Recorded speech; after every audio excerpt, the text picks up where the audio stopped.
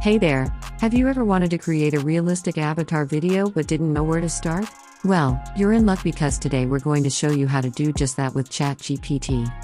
When you open AI Studio, the first thing you have to do is sign up for an account if you don't have.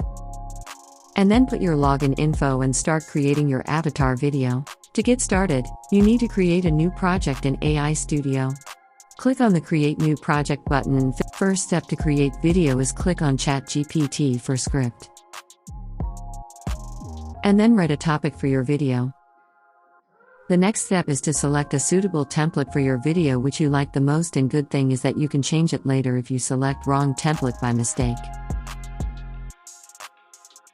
After selecting template, now wait for the process to complete.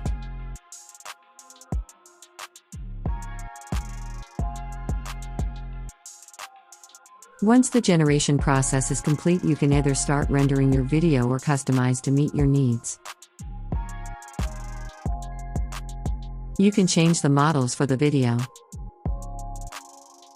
After changing model, click on full body or just head and then click on apply to all, which means the model will change on all pages with one click. You can also change image, background video, add music and add subtitles.